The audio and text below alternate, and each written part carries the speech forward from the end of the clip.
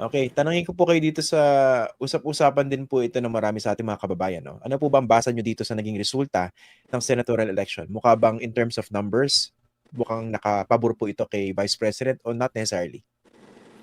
Well, bago tayo pumunta dyan, tingnan natin. Siguro dapat mag-congratulate tayo, no? Because we generally had clean, honest, credible elections. No? Pati ang presidente, both the president has said that he concedes that this was a fair election. And VP Sara saying pretty much the same. No? So, to me, wag nating tignan ito na Duterte versus Marcos. No? Because the real victory here from the election results seems to be that we have transcended. We have gotten over celebrity mindset. We have gotten over yung mga ganyan, yung mga pakanta-kanta. And the results show that this was an enlightened voters tayo. Maybe the millennials came to show up. No? Or the cynics decided, come on, let's not give up hope. So, sa tanong mo, palagay ko sinong nanalo dyan sa election na yan? Ang taong bayan ang nanalo dyan. In terms of the numbers, huwag na tayong magbilangan. As a matter of fact, nanganganib yung mga nagsasabi already at this stage, no? Especially the Duterte senators, those who run under the party of President Duterte. No? And mind you, these are not Sara loyalists. These are loyalists of the father. Yan! The father, and personally, I think loyalty cannot be transmitted. Oh, yan ang sinasabi ko sa inyo eh. Sabi ko sa inyo, babaligtad sila Bongo eh. Ayaw nyo maniwala sa akin eh. Ayaw nyo maniwala sa akin. Sabi ko sa inyo, babaligtad dyan si Bato at si Bongo. Tandaan nyo, impeachment to. Ang dami na nating impeachment na nakakita. Ang dami na nating impeachment na nakakita. Babaligtad dyan.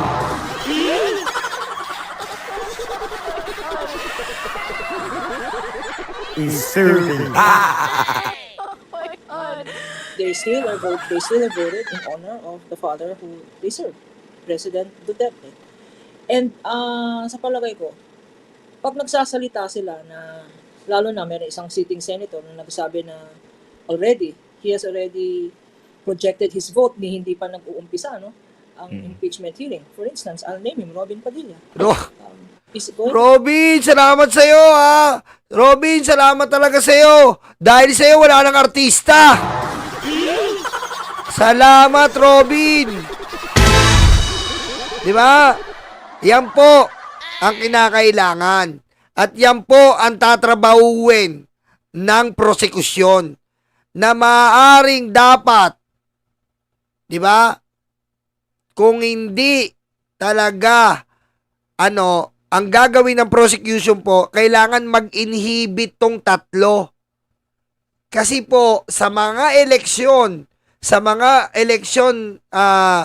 campaign rally nila, sinasabi nila talaga, si Robin, sabi niya, hindi siya papayag ma-impeach si Sara. Si Bato, kailangan namin kayo para hindi ma-impeach si Sara. Si Bongo, ganun din. Ngayon, kung pagbabasihan natin yon, dapat po mag-inhibit tong tatlo. Kung hindi ka papayag, Bato at Bongo, na ilaglag si Sara sa no, inhibit kayo.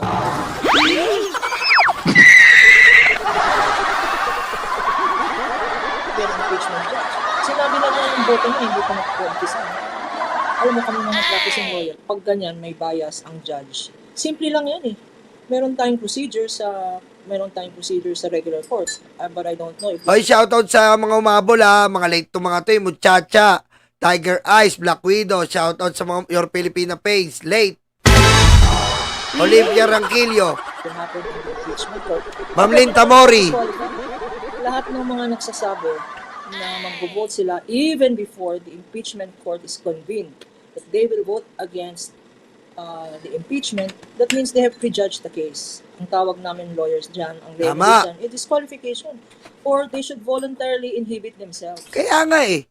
Kita mo, eto po example na lang natin, malinaw na malinaw. Sino nagpapa-inhibit ngayon? Di ba si Digong?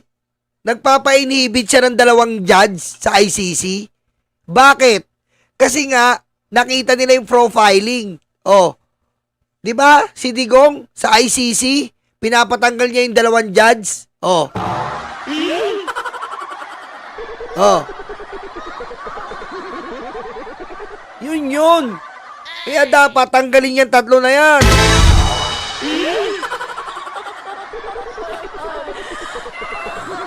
Oh.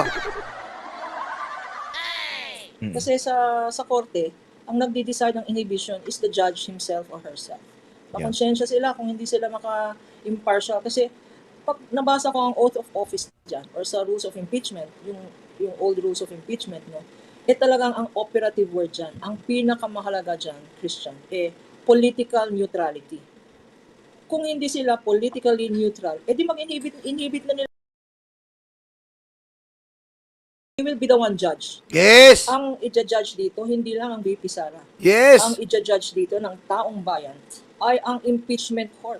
Yan ang sinasabi natin sa inyo. Kaya nga po, binilin ko na nga sa inyo na huwag kayong kabahan kahit puro PDP sila doon. Di ba? Although, inaamin natin na medyo nakakakaba talaga kasi puro sila PDP, halimbawa, puro ganun ganyan, marami. Pero hindi naman sila, hindi naman doon lang eh. Nandito ang taong bayan, sabi ko sa inyo, ang taong bayan po ang maghuhusga dito. Ang taong bayan po ang maghuhusga dito. Okay? Tayong taong bayan maghuhusga dito.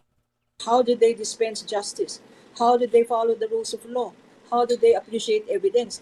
Lahat yan, lahat ng mga senador na naging judge will also be judged by the Filipino people. So, Yes. ingat sila, no? Pero in reality, Attorney Lorna, how can you, let's say, pressure a senator judge to inhibit when in fact that is personal to him? Baka naman naninindigan sila. Teka, ano to di ba sinasabi, sui generis to, kabilang talaga dapat masusunod dito. So the rules that you're talking about, which are applied in the court of law, may not necessarily hold when you talk about the impeachment court. Paano po yun? Tama ka dyan, Christian. No? It might not necessarily apply. No? So, sa palagay ko, konsensya na lang yan. Make it a matter of their conscience. And if it is clear from the evidence that there is no other possibility but a conviction and Kaso, ang problema po, ma'am, walang konsensya yung 3 yan eh. voted against the evidence or against what they saw, against the evidence of the prosecution or the lack of evidence of the defense. Hanggang ngayon, wala pang evidence ng defense na pinapakita, no? Or at least pinag-uusapan, except as we did in the last podcast video, yung overconfidence ni VP Sara na mananalo siya. Parang she's also prejudging, no? She's also, alam mo, Christian, yung sinasabi niya na walang pag-asa itong conviction niya, is an insult. The senators, all the sitting judge senators should feel insulted. Wala nga eh. Yun nga po yun na nga ang hindi nakikita na itong mga senador na to. Lalo na to yung mga PDP na to. Nakakala nila, ganun-ganun na lang. Akala nila, hindi nayuyurakan yung Senate of the Philippines o yung Senado ng Pilipinas. Di ba? Parang ginagawa lang laruan ni Sara lahat eh. Alam mo yon, parang ginagawa niya laruan ni Sara lahat. Tapos eto naman tong mga senador na to na tatanga-tanga na walang ginawa kundi kumampi. Akala mo naman, anak ng butete, di ba? Akala mo naman na habang buhay sila dyan. So feeling insulted, ginagago sila. Sinasabi nila na walang individual judgment, na mauuto sila ng VP to vote for her acquittal. Parang this is not about VP anymore. This is already a testament to the quality, the integrity, the impartiality of all the sitting judges. So, taong bayan na mag-judge sa kanila. Alalahanin nila na malapit na naman ang eleksyon. 3 years from now, there will be elections. No? And some of the sitting senators who did not run midterm will be running again. In 2028. Yes, because their terms would have had expired. Alam nyo, mabilis lang po ang eleksyon. Actually, hindi naman 3 years yan eh. 2 years lang yan kasi yung 1 taon mo, paghahanda mo na yun eh. Mag-iisip-isip ka na nun. Actually, ang eleksyon na darating, 2 years lang. Kasi po yung 1 taon, paghahanda yun. Mag-iisip ka kung tatakbo ka ba at magpaplano ka na. Ganun 'yun. Ang paghihintay ng politiko ngayon, ayan yung mga re-electionist na yan, 2 years lang yan ang hinihintay nila kasi yung pangatlong taon, ayun na yun, umpisa na yun. Magre-ready na sila, mga gagawin nilang hakbang, mga paghahanda. Actually, 2 years lang yan sa mga politiko na senador. 2 years lang. Pero 3 years, pero yung paghahanda, hindi niya kasi iniisip yun eh. Actually, 2 years lang yan. Tapos yung isang taon na yun, naka-ready sa paghahanda yun eh. Di ba? Okay. Ang naisip ko rito, Attorney Lorna, no? Doon sa mga senators na nakaupo at saka doon sa mga senador na babalik o papasok, pwede pa ba nilang bawiin yung mga previous pronouncements nila? Kasi let's name names, no? Si Amy Marcos. Obvious naman, napaka-pro Duterte niyan. Especially doon sa kanyang hearing, doon sa pagkaka-aresto kay dating Pangulong Rodrigo Duterte. Sina Bato, sina Bongo. I mean, what can you expect from senators like this? When in fact, kung ano yung political bias nila has been very, very clear even before. They will be judged. They will be judged by the people. It is no longer about VP Sara. It is already about the bias and the prejudice of the sitting senators who, even before the impeachment So ito na nga proceedings po, has ano ha? begun, have already expressed their opinion. So, yung ba pagkakatiwalaan natin, senador, not only because this impeachment is not gonna last for 3 years. This impeachment, hopefully, with the strength of evidence of the prosecution, will finish in no time, no? Especially kung walang ebidensya ang defense, di mabilis to. And then they will be sitting senators. They will be doing their regular functions as senators.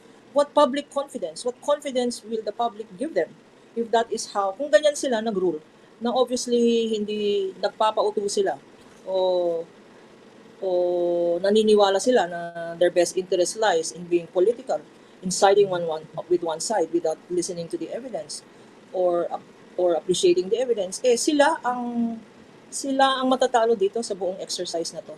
Because our people, as you have seen from the last elections, enlightened na ang voters natin. Medyo nabuhayan kayo ron because of the results. Okay. Surprising results. Yeah, pero kasi there are other ways of looking at the results, both sa local tsaka sa midterms. Sa midterms, hindi na-achieve sa senatorial, no? Hindi na-achieve ng alyansa ticket ni BBM yung kanilang target na at least 8 candidates ang mananalo. In fact, 5 yung lumusot. Yung other 5 identified with Sara Duterte or the Dutertes, yung 2 from the pinks or the yellows. Diba? So, isang pagtingin doon, malakas pa rin yung mga Duterte. Even if everything that you've been talking about is very, very valid, very, very true. Another thing that we also have to consider is that nakita rin yung lakas. Alam mo, sinuwerte lang talaga eh. Sinuwerte lang talaga. Alam nyo, sa tutuusin lang po talo talaga dapat sila Duterte. Talo talaga yan. Ginamit lang nila yung ICC. And ang Pilipino po, hindi po sanay sa international ruling.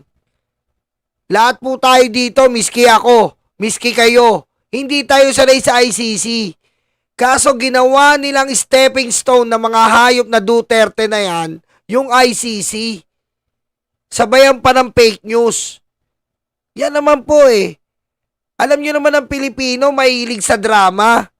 Alam nyo naman Pilipino, mas madrama, mas exciting sa kanila. Parang hindi ba naman natin kilala yung Pilipino? Yan ang ginamit. Diba? Yan ang ginamit ng Duterte. Sumabay eh. Kaya sinuwerte sila. Pero kung sabihin mo na medyo late ang ICC, walang kakainin eh. Walang kakainin. Wala pong kakainin. Mamaya explain ko sa inyo yan. Sa mga Duterte in this particular election, especially in Davao, diba? The fact that the mayor is detained sa Dahig, pero landslide. Wala rin ni Tiger Eyes eh. Yung sa INC kasi, marami nagtatanong yan eh. Dapat pasok si Revilla. Diba? Si Revilla, alyansa, INC pa. Hindi mo rin masabi. Diba? Hindi mo rin masabi. Pero malaking factor talaga, sumakay sila sa ICC. Binulag nila yung mga tao, hanggang ngayon naniniwala pa. Ang dami kong mga kaibigan, galit na galit sa akin eh. Wala daw akong kwentang Pilipino. Ako pa masama.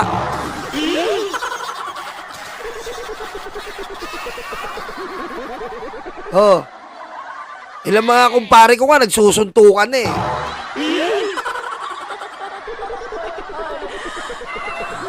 Oh. Tandaan nyo ang Pilipino. Pagdating sa batas, 1 to 10, 1 ang Pilipino. Alam nyo yan. Yun ang ginamit ng mga Duterte. Ganon ang grade ng Pilipino pagdating sa batas, 1 to 10, 1 ang makukuha ng Pinoy dyan. Alam naman natin, pagdating tayo sa batas, mahina tayo, aminado tayo dyan. Yung no right turn nga lang at red signal eh. Hindi natin sinusunod eh. Oh. Yung speed limit nga lang na 60 km per hour lang, di natin sinusunod eh. Wala tayong alam sa batas. Aminin natin yan. Lalo na yung, Hoy Shiro, lalo na yung mga mababang antas ng buhay na katulad natin. Oh, wala tayong alam sa batas. Malay ba natin yan? Ngayon lang tayo naliliwanagan. Pero pagdating sa chismis, tama Joey Tolentino, pagdating sa chismis, Duterte, kinawawa ni BBM, pinatapon sa ICC. Dahil, ano? Dahil kalaban sa politika. Chismis, number 10 ng Pinoy.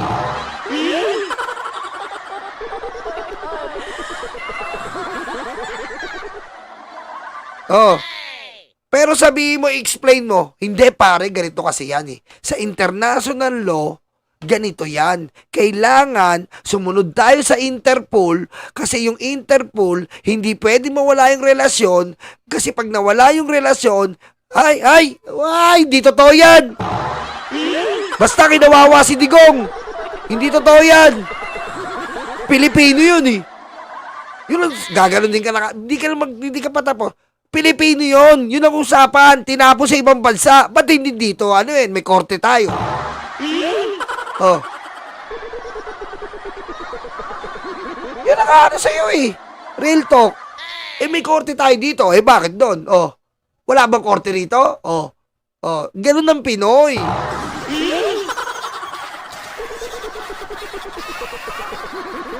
Ganun ang Pinoy. Oh. Ganun ang Pinoy. Hindi yung Pinoy na i-explain mo. Naku po, hindi ka papansinin. Kasi pare, yung Interpol, kailangan yung relasyon natin dyan, hindi masira. Dahil mga susunod na ano, ewan ko dyan, basta Pilipino si Digong.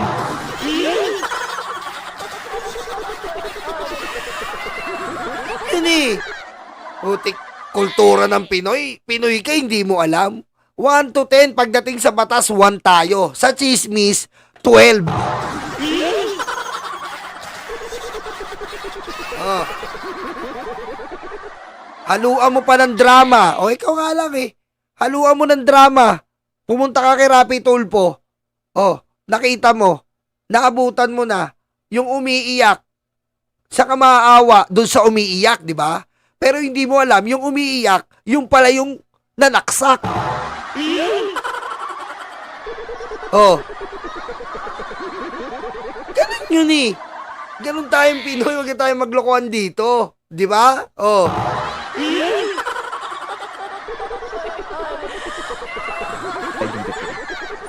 But how do you see that? Well, pag numbers ang pinag-uusapan, for on the same note, to that note, ganun din ang nangyari kay VP Sara. Because VP Sara endorsed a slate of 12. In fact, 10 tapos dinagdagan ng dalawa pa. No? She endorsed a slate of 12. BBM endorsed a slate of 11.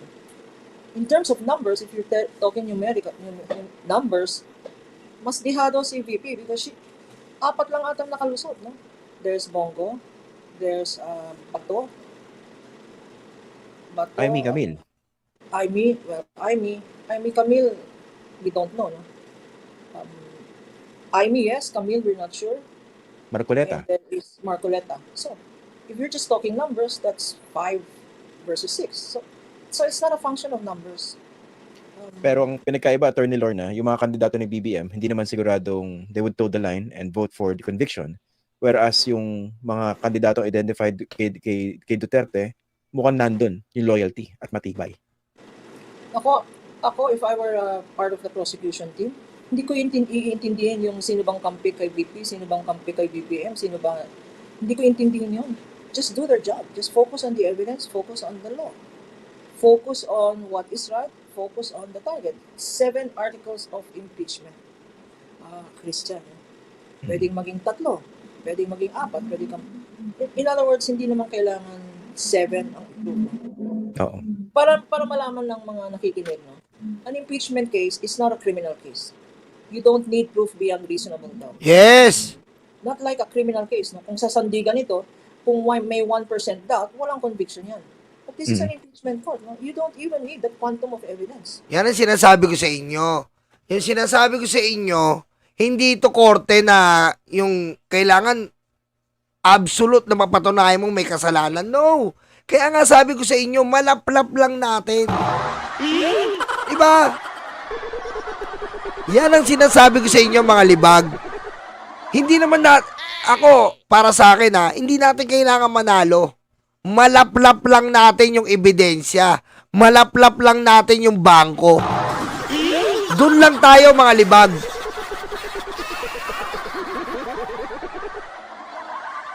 Diba, Green Day? Yun lang, makalaplap lang tayo sa ebidensya. Solve na tayo doon.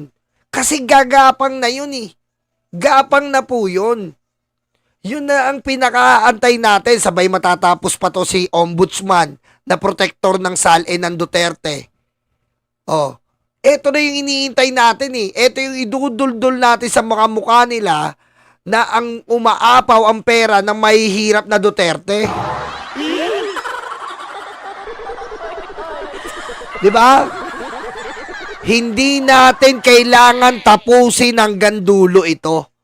Yun ang target natin. Hindi natin kailangan tumapos hanggang dulo. Tapusin lang natin ang matagal nang tinatago. Kung saan tayo nagsisimula? Sa pera. Nasaan ang pera ng taong bayan? At sino ang mga nagdedeposito sa pinoprotektahang ilang taon na bangko na yan? Malaplaprak natin. Solve na tayo doon. Diba? Yun na yung kahit hindi na natin malamas. Diba? I mean, malamas yung rehas. Ang sama ng utak nito.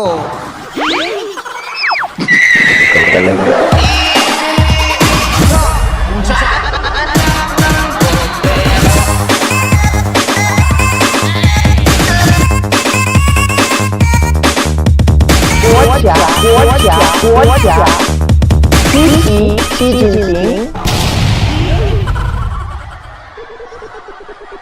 Parang kiniliti yung tenga nyo, no? Putik, sinabi yung lamas, kiniliti yung tenga eh. Nakiliti, no? Lamas rehas. Kung ano iniisip nyo, nakiliti na naman yung tenga nyo, no? Rehas. Rehas. Ano naiisip nyo eh? Hindi na tayo dun sa lamas ng rehas. Dito lang tayo. Sa ito lang, yung bangko lang. Kasi sunod-sunod na yan eh. Tandaan nyo po ang bangko, bank history. Yan po ang importante. Pag na-open natin yung bank history, yun mismo magsasalita eh. Yung bank history na yun, pwedeng magsalita yun. Lalabas yun. Clink, clink, deposit, clink, clink, clink, clink. Pangalan na nag-deposit, clink, clink, clink, clink, clink. Yun eh. Kaya, please, paisa lang. Palaplap lang.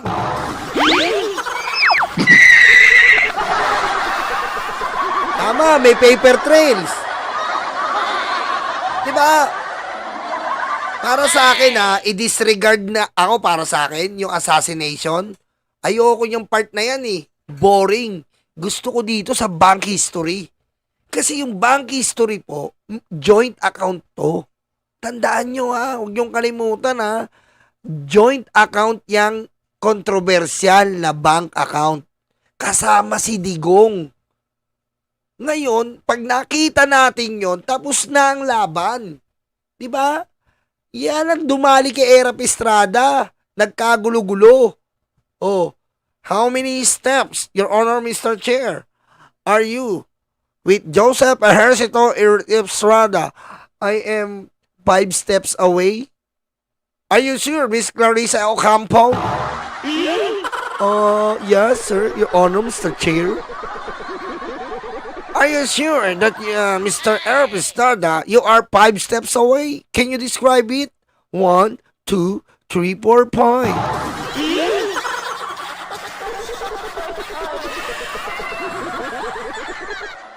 Diba? Naalala niyo kay Clarissa Ocampo?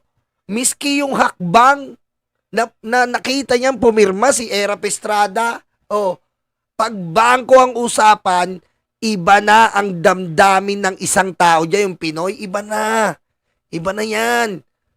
Diba? Oh, yung kay Erap Estrada. Oh, hindi ko naman sinasabing maka-erap ako, anti-erap ako. Pero yung daloy ng sistema ng impeachment na yon, kitang-kita niya naman.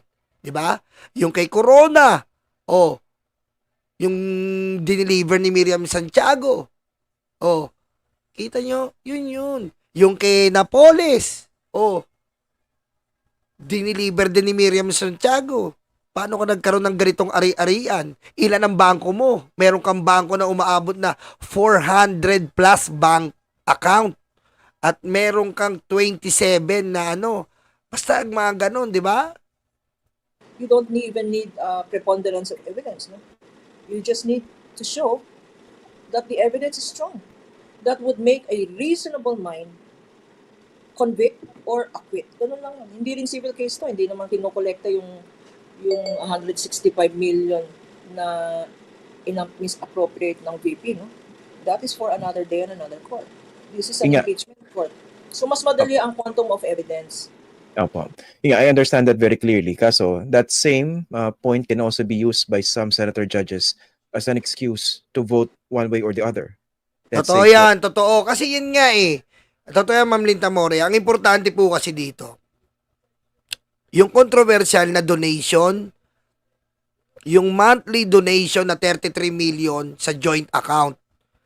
At yung sa joint account ni Digong at nila, tapos meron pa sila Hanilet, si Baste at Pulong. Ayan po ang mga makikita natin doon. At yung ano ni Samuel Uy, yun nga kay Samuel Uy.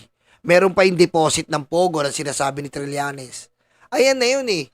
Nandito na tayo sa part na yung 1/4 na sinasabi ni Trillanes nagkatotoo na. Nandun na si Digong eh. Nagkatotoo na yung patayan. Dito naman tayo sa pera. Kapag na-sealed natin to, damay na rin to dun sa ICC. Dugtong to eh. Kasi joint account yun. Yun ang importante. Yun talaga ang kailangan natin. For acquittal. Sabi nila, wala namang napatunayan eh. At ito yung sinasabi ng konsensya ko. And because of the very political nature of an impeachment trial, they also have a lot of elbow room to make such decisions, don't you think? Yes, I totally agree. If the evidence could be appreciated either this one way or another, it is the nature of the evidence. For instance, kung ang Article 1, kung ang nag-threat mismo, yung threat mismo o yung pag-hire ng assassin ay galing mismo sa bunganga ng isang VP Sara. There is no splicing, it was her own recording. She admitted by her own admission. Was she forced? Was there a gun to her head? Were the circumstances such that she was under threat? So, it is the nature of the evidence. Yun Kagaya eh. ng kagaya ng Tama yung sinasabi ni Ma'am Kapunan eh. 'Di ba? Yung video kasi ni Sara sa assassination naman, tama si Chiro, live 'yon. Meron bang force na nangyari? Wala. Tinutukan ka ba ng barel para sabihin mo? Wala. Ang ibig sabihin yon, in your own will, Your Honor, Mr. Chair. Ha? Sasabihin ni Luis Trodon, Your Honor, Mr. Chair, in this Article 1, therefore we conclude that VP Sara Duterte, in her own will, she said that the assassination of the president, Yeah.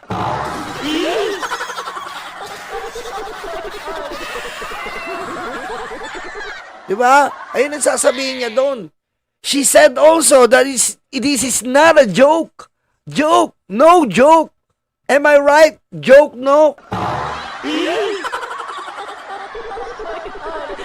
Gulat si Joke no doon. Diba? Am I right? No joke. Joke, no? Oh! Gulat si Joke no. What? What? I don't know.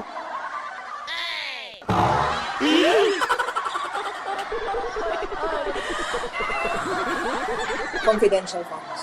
Okay? Yung paggamit ng confidential funds. Res ipsa loquitur, the evidence will speak for itself. It is such that kung meron kang kung meron Alam nyo mga DDS, wag kayong papalakpak-palakpak mga DDS. Tingnan nyo ha. Tingnan nyo. Ha? Gising na gising ang mga kakamping ngayon. Ha? Nabuhay ang Espiritu Santo ng mga kakamping sa pagkapanalo ni Bam Aquino at ni Kiko. Wow! Tandaan nyo! Eto lang, alam mo mga DDS, kakapa kasi kayo.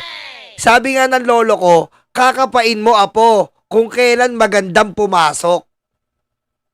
Para pagbitaw mo apo, kumbaga sa sabong, pagbitaw mo apo, pumalo agad yung manok. Ngayon mga DDS, yung Espiritu Santo ng mga kamping ngayon, buhay na buhay. Dahil panalo si Bam, panalo si Kiko. Kaya, ang kakamping, nakapokus sa lahat ngayon sa politika. Nabuhayan sila eh. Dati nakapokus lang sila kay Risa Ontiveros. Ngayon may Delima, may Kiko, may Bam, at merong no joke. Joke no.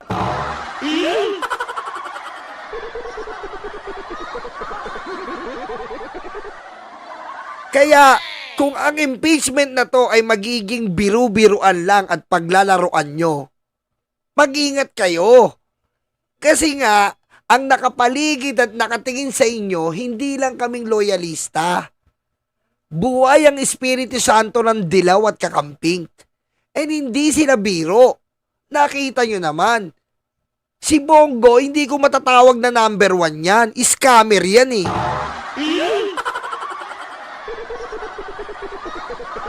Sa totoo lang po, ang matatawag ko na number 1, si Bam Aquino. Sa totoo lang. Kasi si Bongo, scammer yan ng malasakit. Ginoyo niya yung mga tao. Pero ngayon, ang matatawag kong number 1 talaga ay nandyan si Bam Aquino. Walang ginawa yan na pang-i-scam sa Pilipino. Nangampanya na maayos, si Bongo ginamit. Mascot, sapatos, basahan. Bibili ako ng brief dyan eh. Bongo.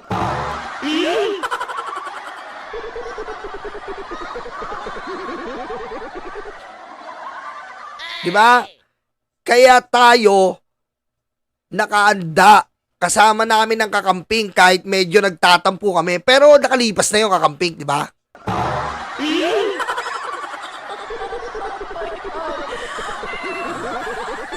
Diba? Ayos na yung kakamping, nakalipas na yun. Pass is pass, diba? Find the value of X. Hindi mo hinahanap yan. Walang kwenta yung X. ang disbursement dapat may tumanggal. So, ang mga pinakita sa listahan, fictitious names. So, how will you even interpret that kind of evidence when it only points to one? It is fraudulent. It is invented. It is fictitious. Saan ka nakakita ng pare-parehong signature na wala namang records? Yun nga eh. Yun nga po ang iniisip natin eh. Paano tayo nagkaroon ng ganito kaano mga Pilipino, no? Samantalang dati, yung impeachment ni Erap, ano pinagtatalunan natin? Signature. Isa lang. At tandaan nyo sa Velarde account, ano pinagtalunan natin doon? Signature. Isang signature lang. Eh putik ito. Ayop! Ang dami signature na peke! Buhay pa! Nakakapanggoyo pa! Hindi ba kayo nagtataka? Ito, ang daming peking signature, nakakagalaw pa!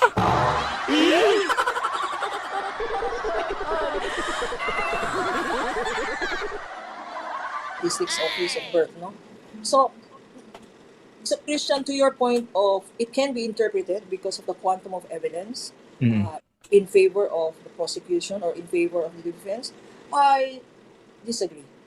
I disagree because of the nature of the evidence itself. It speaks for itself. Hoy, mga kampik, love you ha. Huwag na kayo, wala na yun. Ayos na yun. Kung talo si Abalo, si Binay, si Pacquiao, tanggapin na natin yun.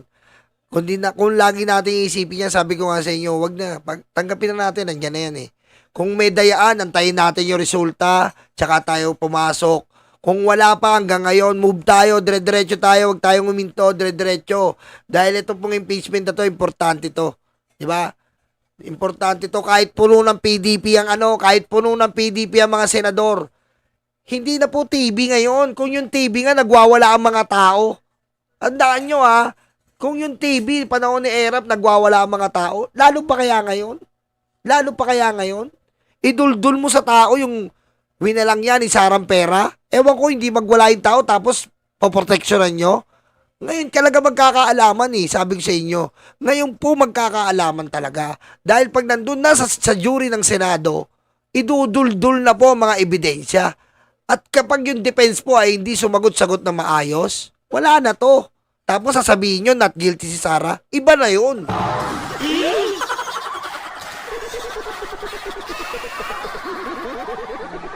Extrajudicial killings. There are bodies that are buried. There is a Human Rights Commission report that about 300,000 victims were killed. Not only during the time of the past president, but the killing fields remained during the time of VP Sara when she was mayor. In fact, there is clear evidence. It cannot be interpreted any other way. Precisely, that is why victims, families, are speaking out. Hindi naman, you cannot have perjured testimony of 300,000 or even 60,000 kung yun ang official records. You cannot have perjured.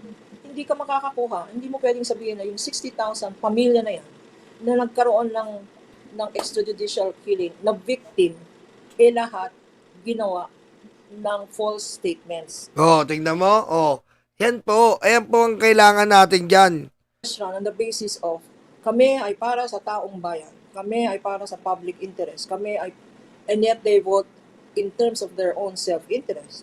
And then, taong bayan na ang mag-judge sa kanila. As I said, this impeachment is not a judgment on the Vice President. It is a judgment as well on the integrity of the entire Senate as an impeachment court. Totoo yan. Nakita niyo yan. Totoo yan. Tried and tested yan.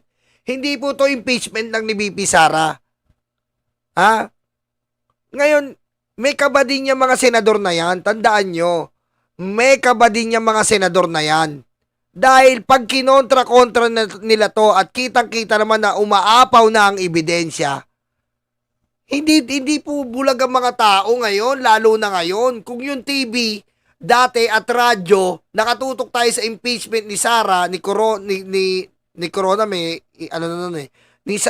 Erap, naka-TV pa lang no, nagwawala na yung mga tao.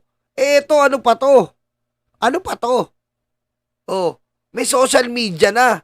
Ang impormasyon, mabilis pa. Halos segundo darating sa'yo.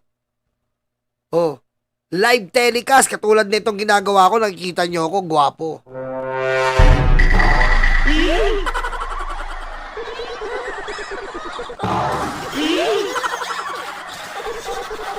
Di ba? Kaya eto po ang impeachment na to, yan po, sa mga pinangihina ng loob, ako ang magsisilbing albularyo. Manalig kayo. Ha? Ito lang iiwan ko sa inyo. Kung nanalo man yung 666, kilala nyo yun? Kung nanalo man yung 666, kahit nanalo yan 666, at nagka pito-pito pa.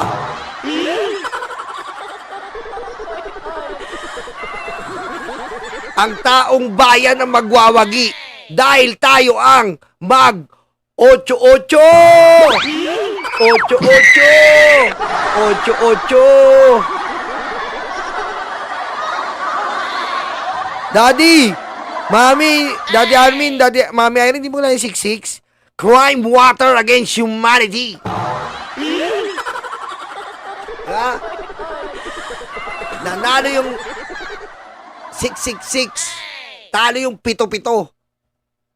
Pero darating ang 8-8. Ano ba yung 8-8? Ang mga bayani.